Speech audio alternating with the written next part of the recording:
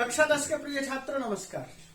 मैं आज आपका संस्कृत का अध्यापक भूकंप विभीषिका पाठ का भाग 2 लेकर उपस्थित हुआ हूं और इस पाठ के माध्यम से हम ये चर्चा करेंगे कि भूकंप जब आता है केवल धरती पर ही भूकंप नहीं आता है, पर्वतों पर भी आता है। जैसे मैंने कई बार इंडोनेशिया की जानकारी दी और केवल इंडोनेशिया ही नहीं और भी बहुत सारी पर्वत श्रृंखला हैं, पहाड़ हैं जहां पर जो है भूकंप का लावा हर समय निकलता रहता है। तो हम उन पाठों का ध्यान में भी रखेंगे, उन चीजों को भी ध्यान में रखेंगे और इस चीज के विषय में आपको काफी कुछ जानकारी YouTube से मिल सकती है। आप ले सकते हैं कि किस तरह से पर्वतों में, समुद्रों में, बर्फीले एरिया में किस तरह से महाभूकंप आता है और उसका दुष्परिणाम क्या होता है। तो मैं ये पाठ शुरू करूं इससे पहले हमने 2-3 पैराग्राफ के माध्यम से हमने पढ़ा कि भूकंप कैसे आता है, वैज्ञानिक भूकंप के विषय में क्या राय रखते हैं और भूकंप जो आता है वो कहां से आता है, हमारी धरती के जो हिस्से हैं किस तरह से आउटर इनर श्रृंखला में बटी हुई है, उसके ऊपर जो है मेंटल है, उसके ऊपर क्रस्ट है। तो इन सब चीजों को भी हमने थोड़ा थोड़ा करके जाना और उसके बाद भूकंप जब आ रहा होता है उसके बाद क्या दयनीय स्थिति होती है, उस चीज को हमने इन 2 पैराग्राफ में पिछले वीडियो में देखा, सुना, समझा। अब मैं आपके सामने जो पाठ उपस्थित कर रहा हूं, यह पाठ उसी पाठ का दूसरा भाग है और इसे भी आप बड़ी गंभीरता से देखें, सुने, समझें। पाठ शुरू होता है ज्वालामुख पर्वतानाम विस्फोटैरपि। ज्वालामुखी पर्वतों के, ज्वालामुख पर्वतानाम, ज्वालाया मुखम ज्वालामुखम तस्मिन् पर्वते ज्वालामुखी पर्वते तेषाम पर्वतानाम, उन पर्वतों का।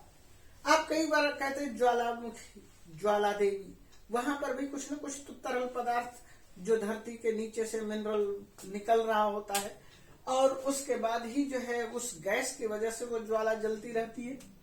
तो हमारी धरती के नीचे जो है वो जो तरल गैस है वो निकलती है। तो कहते हैं ज्वालामुख पर्वतानाम, ज्वालामुखी पर्वतों के विस्फोटैरपि, विस्फोट से भी, उन पर जो है ज्वालामुखी का विस्फोट होता है उससे भी भूकंपो जायते, भूकंप होता है। जायते जायते जायन्ते, इस तरह से रूप आप याद रखिए।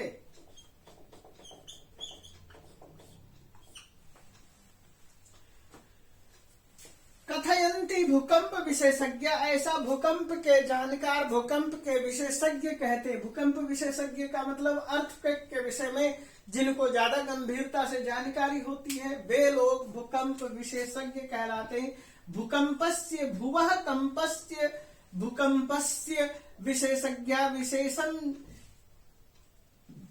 जिज्ञासा, विशेषण ज्ञानम, विशेष ज्ञानम, विशेषज्ञ भूकंप विशेषज्ञ।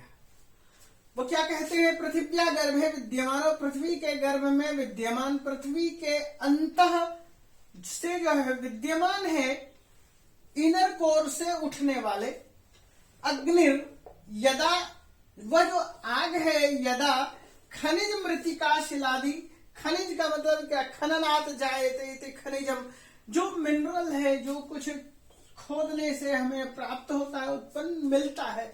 मृतिका शिलादि संचय, मृतिका और शिला आदि के संचय को भी क्वथयति, क्वथित करते हैं।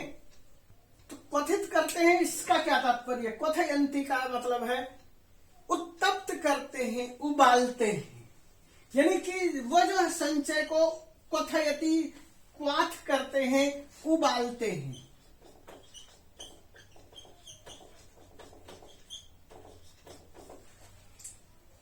आप कई बार औषधि निर्माण करने वालों से भी जब बात करेंगे तो वो भी काढ़ा आदि जो तैयार करते हैं उनको पकाते हैं, तो बहुत देर तक पकाते हैं धीमी आंच पर और क्या कहते हैं, क्वाथ हो रहा है। तो मृतिका शिलादि संचयम क्वाथयते, मृतिका मिट्टी और शिला आदि चट्टानों आदि का जो उबलना होता है, तत्सर्वमेव, वह सब कुछ लावा रसताम उपेत्य दुर्वारगत्या धाराम पर्वतम व विदार्य बहिर्निष्क्रामति। वो लावा निकलता है, आग की लावा निकलती है, और वह जैसे कि आप पानी बहते हुए देखते हैं ऐसे ही लाल लाल आग की लपटे लावा बहती हुई दिखाई देती है, रस निकलता हुआ दिखाई देता है। वह जो लावा रस है उपेत्ति निकलकर दुर्वार आगत्य, दुर्वार बड़ा भयानक कष्टदायक, धराम पर्वतम व, धरा को पृथ्वी को, पर्वतम व पर्वत को, विदार्य फाड़ करके, विदार्य फाड़ करके, विदार शब्द है, द्रि विदारने धातु है, वि उपसर्ग है। इस चीज को यहां अच्छी तरह से थोड़ा सा समझ लीजिए। वि उपसर्ग, द्रि धातु और ल्यप प्रत्यय, विदार्य फाड़कर, धरती को फाड़कर, बहिर्निष्क्रामति बाहर निकलती है। क्या निकलती है? लावा रस समूह, आग की लपट ज्वाला धरती को फाड़ते हुए निकलती है। यानी कि ऐसा लगता है कि जैसे हम पानी देखते हैं ऐसे ही उबलता हुआ लावा गिरता है, उस चीज को देखते हैं, बाहर निकलते हुए लावा। धूम भस्मात वृतम जायते तथा गगनम, उस समय, और वह जो है दिखाई देता है और ऐसा लगता है कि 500 मीटर 600 मीटर की ऊंचाई तक आकाश में वो धुआं का गुब्बार उठता हुआ चला जाता है और पूरा आकाश क्या होता है? धूम भस्म आवृतम जायते, धूम से और भस्म से, अंदर से निकले हुए मिट्टी और सैल आदि के द्वारा जो है वो क्या कहते हैं, धुआं है, उससे आवृतम जायते गगनम, सारा से आवृत हो जाता है। तो वो जो है बहता क्यों दिखाई देता है? सेल्सियस तापमात्राया, सेल्सियस का जो तापमान है उसका तापमान क्या होता है? वो जो बहता है उस समय उसका तापमान क्या होता है? 8 शतम 100 अंकताम, अंक को 800 अंक, यानी 800 डिग्री सेल्सियस पर वह उबल रहा होता है। उपगतो, पहुंचने के बाद, अयम लावारसो, ये जो लावारस है, यदा नदी वेगेन प्रवहति, ऐसे जो है निकलता है जैसे नदी का वेग उफन रहा हो, नदी के वेग के समान प्रवहति बहना शुरू होता है। तदा पार्श्वस्था, तब पार्श्वस्था, पार्श्वे स्थिता, पास में, निकट में मौजूद, स्थित, ग्रामः गांव, नगरानि वा और नगर, तद उदरे, उस 800 डिग्री सेल्सियस पर जो है उबलता हुआ लावा के उदर में, क्षणेनैव समाविशन्ति, क्षण भर में समाविष्ट हो जाते हैं, मिल जाते हैं, जल जाते हैं, भस्म हो जाते हैं, स्वाहा हो जाते हैं। आगे कहते हैं सम जो आविशंति शब्द था, समाविशंति, और इसमें लट लकार वर्तमान काल है, विशति विशता विशंति, याद रखिए।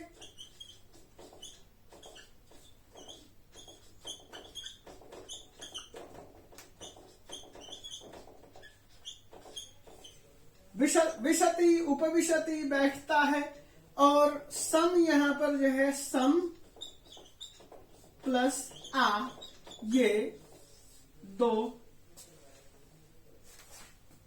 क्या समझते हैं इनको? प्र सम, अप, अधि, निर, निस, दुर, दुफ, ये जो है हम प्रयोग करते हैं। क्या प्रयोग करते हैं? इनको समझने की कोशिश कीजिए। सम और आ, ये दोनों के दोनों क्या है? प्रादयो उपसर्गा, प्र आदि क्या है? ये उपसर्ग है। ये समझिए उपसर्ग कहाँ प्रयोग होता है? धातु के शुरू में होता है। मैं इसलिए चुप हुआ कि देखें कि आप तक वह बात पहुंच पाती है या नहीं। प्रादयः उपसर्गा, इतना तो याद रखेंगे। प्र आदि उपसर्ग है। प्र आदि जो उपसर्ग है, कितने उपसर्ग हैं? 22 उपसर्ग हैं। वह, और उसके बाद विशति विशता विशंति प्रयोग है। निहन्यन्ते, आपने कई बार गीता में सुना होगा, न हन्यते हन्यमाने शरीरे।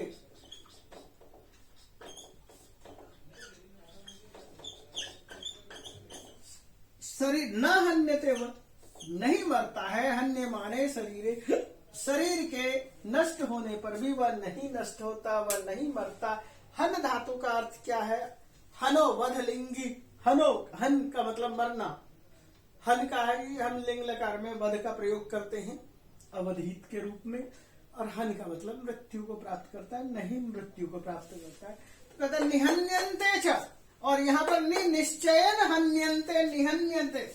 अब ये हन्यते हन्यते हन्यन्ते रूप आप समझ लीजिए। हन्यते हन्यते हन्यन्ते, हन्यसे हन्यते, हन्यद्वे हन्ये, हन्यावहे हन्यावहे। निहन्यन्ते, निश्चित रूपेण हन्यन्ते, मारे जाते हैं। विवशः प्राणिनः, विवश प्राणी जो उस गांव में है, वह जब लावा का रस ज्वाला की तरह से धधकता हुआ बहता हुआ आता है और क्षण भर में ही पूरे गांव में फैल जाता है, कोई भी प्राणी उससे बच नहीं पाता है, तत्काल काल कवलित हो जाता है। चाहे वह मनुष्य हो, पशु हो, किसी को भागने का मौका नहीं मिलता है।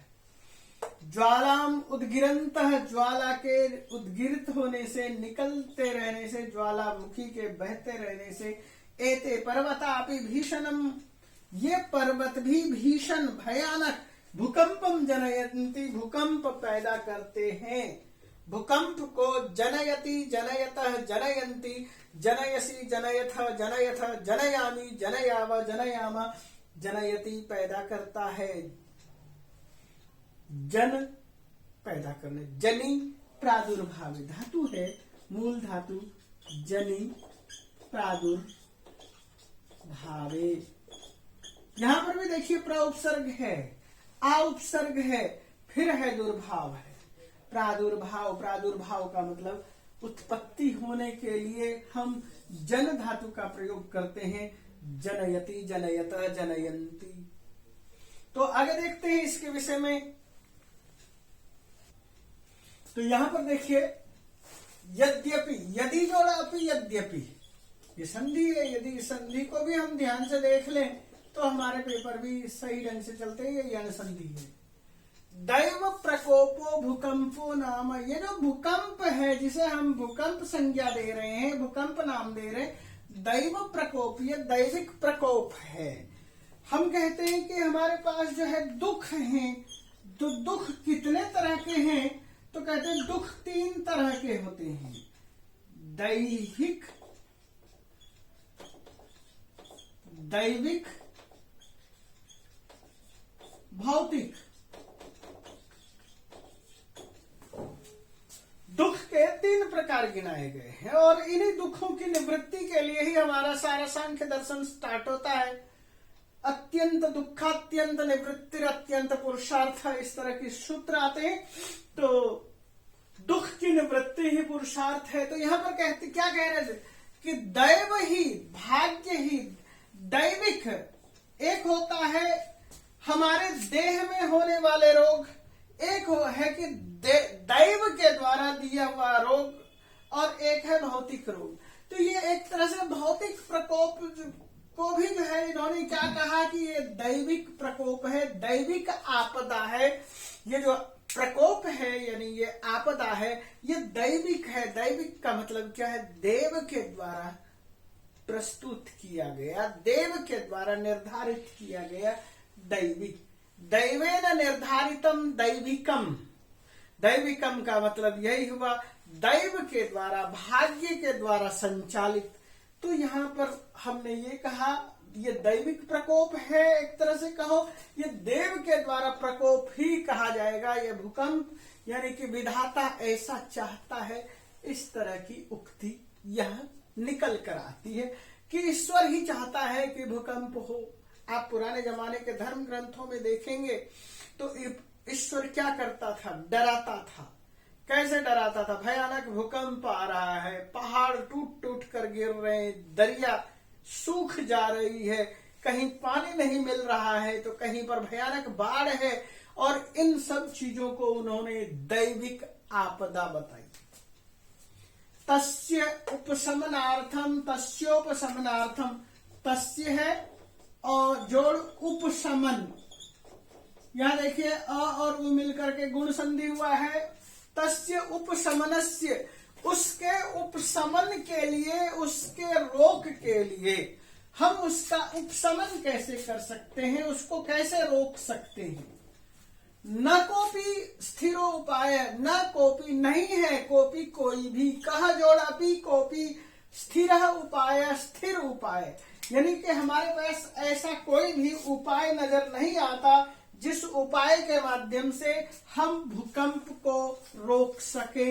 यही है स्थिर उपाय शब्द कहने का तात्पर्य। और स्थिर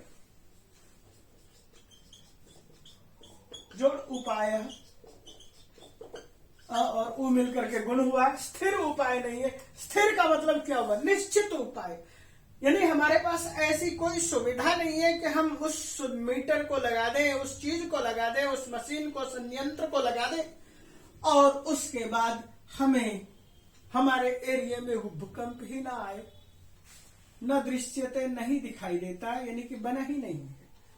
प्रकृति समक्षम, प्रकृति के समक्ष, यानी कि नेचर के समक्ष आज भी, अद्यापि, आज भी, अद्य जोड़ अपि, अद्यापि याद रखिए, अद्य प्लस अपि, दीर्घ संधि अ और अ बराबर आ।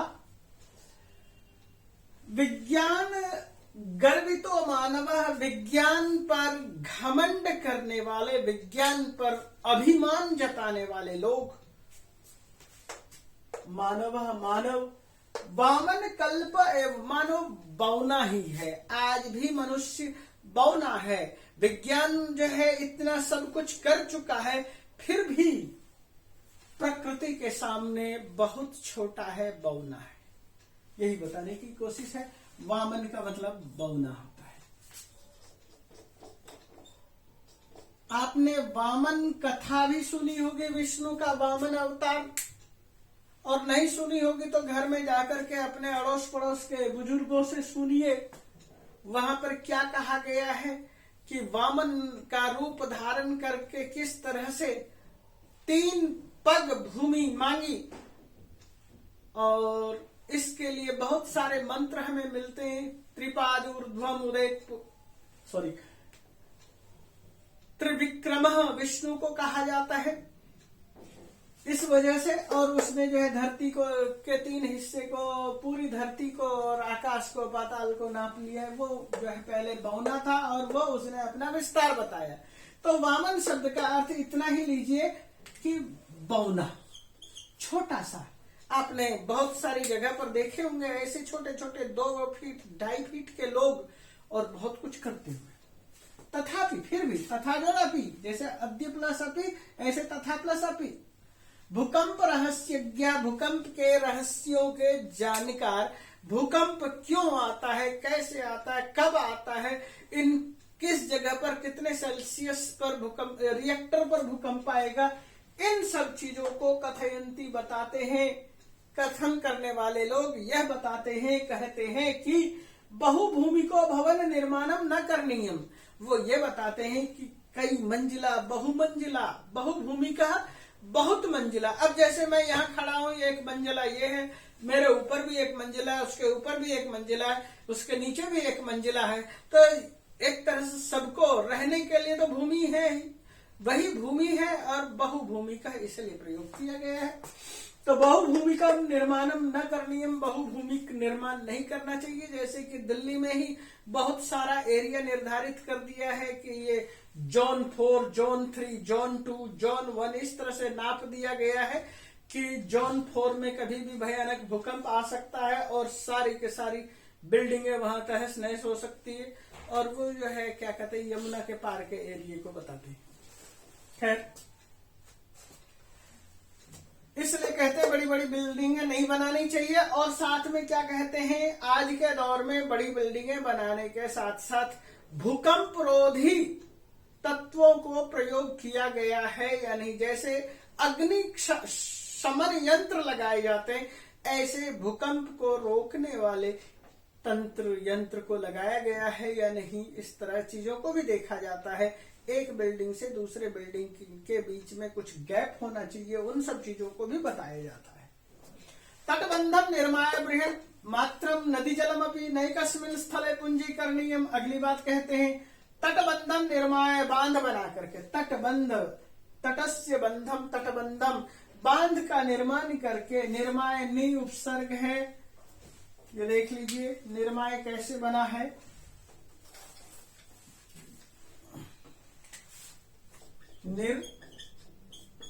निर्माल्य, निर्माय बना करके, बृहन मात्रम, बृहत मात्रा में, बृहन मात्रम, अत्यधिकम, नदी जलम, नद्या जलम, नदी जलम। आप याद करिए कुछ बांधों के नाम जहां पर बिजली आदि का तैयार किया जाता है। यदि आपको कुछ सरोवर और कुछ बांध याद आ रहे हो, भाखड़ा नंगल याद आ रहे हो, महानदी पर नाम, या महानदी पर जो उड़ीसा में है वहां पर जो है बांध बनाया गया, उसको याद करिए। और गोदावरी नदी के ऊपर सागर, ऐसे बहुत सारे बांध हैं, उनको देखिए, याद करिए, आपको पता चलेगा। न एकस्मिन स्थलम, किसी एक स्थल पर, पुंजीकरणीयम, पानी का पुंजीकरण रोकना नहीं चाहिए। न जोड़ एकस्मिन, नहीं के कस्मिन, एक ही स्थान पर, अ और ए मिलकर के आई हुआ वृद्धि संधि। कहते हैं कि बहुत मात्रा में नदी का जल एकस्मिन स्थले, एक स्थान पर, पुंजीकरणीयम न, पुंजीकरण नहीं चाहिए, पुंजीकरण नहीं करना चाहिए। अवरोध लगा करके, बांध बना करके बहुत सारा पानी किसी एक स्थान पर नहीं रोकना चाहिए, अन्यथा असंतुलन बसात। अन्यथा क्या होगा? असंतुलन होने की वजह से, संतुलन के बिगड़ जाने से भूकंप संभवती, भूकंप पैदा होता है। यहां उदाहरण दे रहे हैं, वस्तुतः शांतानी एवं, आपके सामने मैं यहाँ पर एक ये उदाहरण दे देता हूं जिसको मैंने लेकर के शुरू में कहा था, नाम पूरा नहीं बताया था, याद करिए। पहले पाठ में, पहले भाग में आप 2012-13 की तरफ लौटिए, पीछे की तरफ, और याद करिए बाबा केदारनाथ क्यों भूकंप आया, क्यों पानी आया था। वहां ये बताया गया कि वहां पर पर्वतों में बहुत सारा पानी एकत्र था, बड़े बड़े बांध एकत्र थे, और उसके बाद वहां से पानी का पहले रिसाव हुआ और फिर वो बांध टूट गया, और बांध के टूटने से केदारनाथ आदि पर भयानक विध्वंस हुआ, बहुत सारा एरिया जलमग्न हो गया। ये आपने कई बार फिल्मों में भी देखा होगा, केदारनाथ फिल्म ही देख लीजिए, वहीं से पता चल जाएगा। और केदारनाथ पर दोबारा से पुनर्निर्माण करके मंदिर का निर्माण किया गया। तात्पर्य क्या है? उससे पहले ऊपर क्या था? केदारनाथ के हिस्से में ही एक बड़ा सा शिला अड़ जाने की वजह से मंदिर बच गया, नहीं तो मंदिर भी क्षत विक्षत हो चुका होता। तात्पर्य क्या है कि पानी, भूकंप, जल, ये सब ये नहीं देखते कि ये मंदिर है, मस्जिद है, गिरजाघर है, गुरुद्वारा है, वो स्वयं ही महान पावर है। भूकंप संभव, कहते वस्तुतः शांतानी एवं पंच तत्वानी, 5 तत्व हैं, वास्तव में ये बड़े शांत रहते हैं। और वो 5 तत्व क्या है? क्षिति, धरती, जल का मतलब पानी है, पावक का मतलब आग, समीर का मतलब हवा, गगनानी का मतलब गगन। आपने हिंदी में पढ़ा होगा तुलसी के दोहे में, क्षिति जल पावक गगन समीरा, पंच तत्व ये बना अधम शरीरा। इस तरह से पंच तत्व बना अधम शरीरा। तो क्षिति जल पावक गगन और समीर, तो ये चीजें बताए हैं, धरती, पानी, आग, वायु और आकाश, ये हमारे 5 तत्व हैं। इससे भूतलस्य योगक्षेमाभ्याम, भूतल पर योग और क्षेम के लिए, योग और क्षेम क्या होता है तो आपको पता होना चाहिए। योग किसे कहते हैं, क्षेम किसे कहते हैं? योग का मतलब होता है युजिर योगे, और क्षेम का मतलब होता है कल्याण करना। दोनों अलग अलग अर्थ है, लेकिन योगक्षेमम का मतलब क्या है? अप्राप्तस्य प्राप्ति योगः, जो प्राप्त नहीं था उसको प्राप्त किया जाना ही योग है।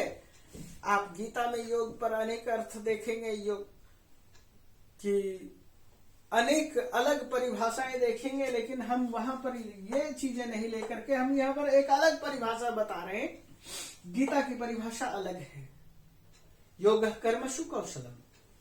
यहां पर जो है बात कर रहे हैं कि जो प्राप्त नहीं है उसको प्राप्त करना ही योग है। योग दर्शन में भी ये योग नहीं है, वहां पर योगश्चित्त वृत्ति निरोधा है। क्षेमम, क्षेमम का मतलब क्या है? कल्याण करणम, प्राप्तस्य रक्षणम क्षेमः, जिसको जो प्राप्त कर लिया है उसको उसकी रक्षा करना ही क्षेम है। और आप इस तरह की बातें देखेंगे, मनुस्मृति का एक श्लोक है कि जो प्राप्तव्यम, जो धन है, वित्तस्य प्राप्तव्यम, वित्त को प्राप्त करना, प्राप्तस्य रक्षणम, प्राप्त का रक्षण करना, रक्षणस्य दानम, रक्षण का दान करना। उस अर्थ में जो वह 7वें 8वें अध्याय का मनुस्मृति का श्लोक है, उसी श्लोक के अर्थ की तरह से हम यहाँ पर ये बात कर रहे हैं कि अप्राप्ति का प्राप्त होना ही योग है। जो प्राप्त नहीं था उसको हमने पाया वह योग है, और जिसको हमने पाया उसकी को सुरक्षा दी वह क्षेम है। क्षेम का मतलब होता है कल्याण, यानी कि योग क्षेम महान कल्याण कल्पन्ते कहा गया है। ये बहुवचन है, इसलिए यहाँ कल्पन्ते शब्द प्रयोग किया है। अशांतानि खलु तान्येव महाविनाशम स्थापयति। जब तक ये सारे के सारे शांत हैं तब तक आप मौज में हैं, और अशांतानि पंच तत्वानि, 5 तत्व जब अशांत हो जाते हैं तो तानि एव महाविनाशम उपस्थापयन्ति, उसी से महाविनाश पैदा होता है।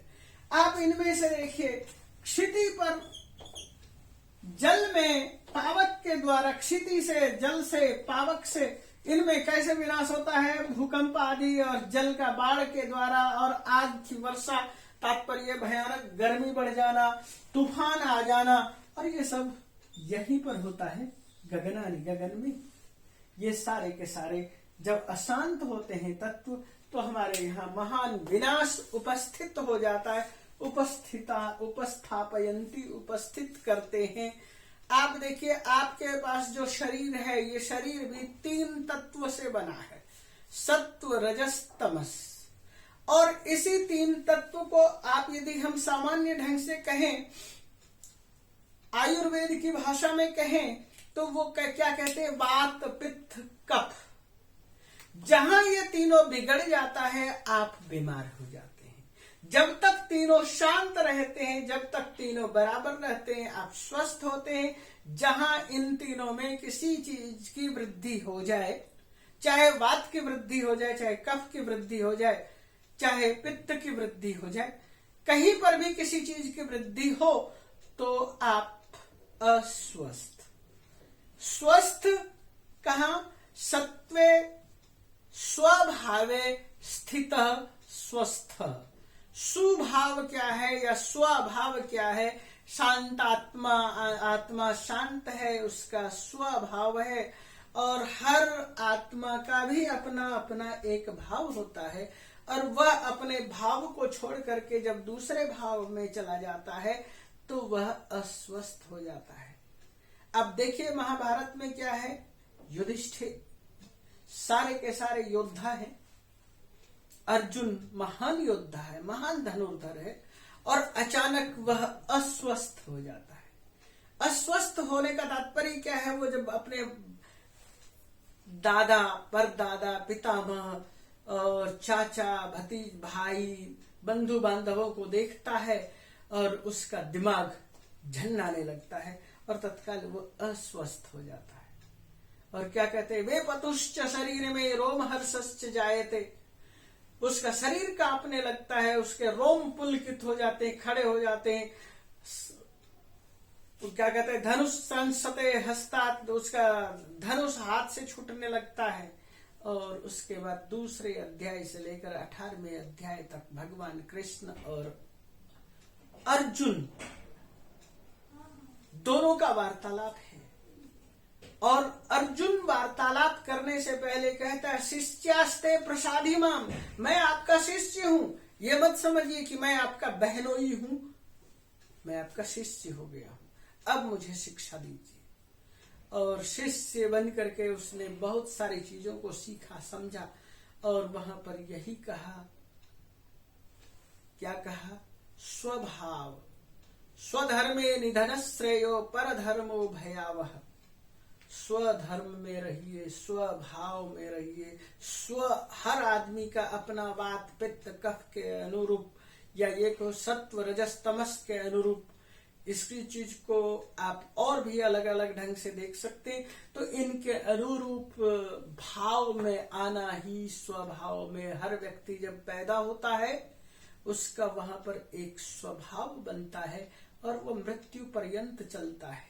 जब वह माँ के उदर में प्रवेश करता है आत्मा, उसी समय एक स्वभाव के साथ चलता है। और वही स्वभाव यदि डगमगाता है तो आदमी बीमार होता है। और इसी तरह इसी के साथ मेरा जो है पाठ्यक्रम का हिस्सा जो है पूरी तरह से समाप्त होता है। अब मैं कुछ क्वेश्चन आंसर के साथ आपके सामने उपस्थित हो रहा हूं। तो एक पलेल में उत्तर देखिए। कस्य दारुण विभीषिका गुर्जर क्षेत्रं ध्वंसावशेषेषु परिवर्तितवती कस्य भूकंपस्य। ये इसका उत्तर है, यहां पर लिखना था, हमने यहां लिख दिया। कीदृशानि भवनानि धाराशायिनी जातानि बहुभूमिकानि।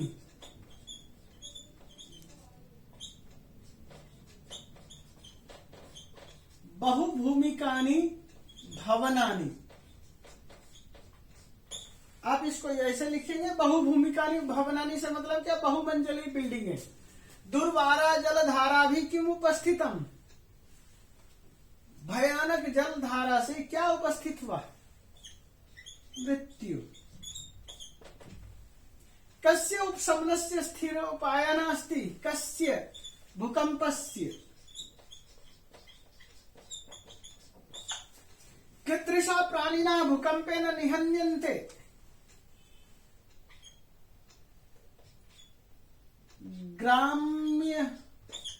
ग्राम्यस्थाः। गांव के लोग इससे निकलने में दिक्कत महसूस करते हैं। और दुर्वारा जलधारा भी किम उपस्थितम, इस चीज को और भी थोड़ा सा दूसरे अर्थ और भी एक दो देख सकते हैं। और वो दुर्वारा जलधारा से क्या होता है कि महाप्लवन विनाशः, ये बात थी। महाप्लावनम, महाप्लावनम का तात्पर्य क्या है कि भयानक बाढ़। पूर्ण वाक्य ने लिखा था, पूर्ण वाक्य में क्या उत्तर लिखेंगे? समस्त राष्ट्रम कीदृशे उल्लासे मग्नम आसीत्, तो सीधा ऐसे लिखेंगे समस्त राष्ट्रम। और यहां पर कीदृशे को हटा गणतंत्र दिवसे, दिवसस्य आगे उल्लासेन या उल्लासे मग्नम।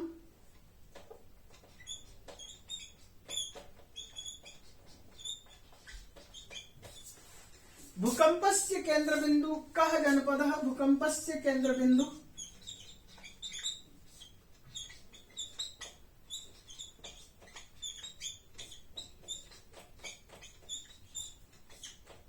कः कच्छ जनपदः।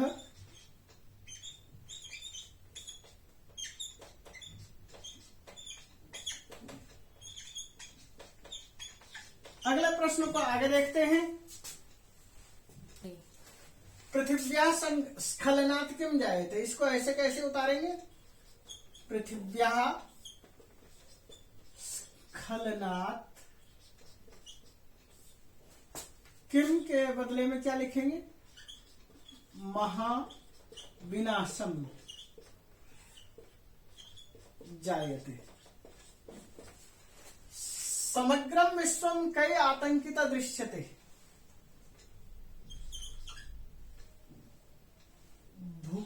कंप, विभीषिका भी, समग्रम, आगे ऐसे कैसे उतार देंगे, विश्वम आतंकितः दृश्यते। केशव विस्फोटैरपि भूकंपो जायते,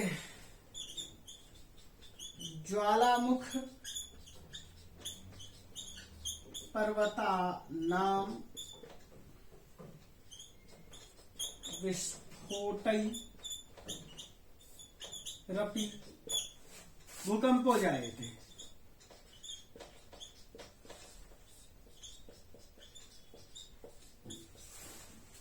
स्थूल पदानी आधृत्य प्रश्न निर्माणम करो। स्थूल पद देखना है, यानी कि अंडरलाइन मैंने शब्द कर रखा है। यहां देखिए सप्तमी विभक्ति बहुवचन है, तो हमें किम शब्द का सप्तमी विभक्ति बहुवचन पुल्लिंग का रूप दिखाई दे रहा है, तो हम इसके बदले में क्या लिखेंगे, केशु।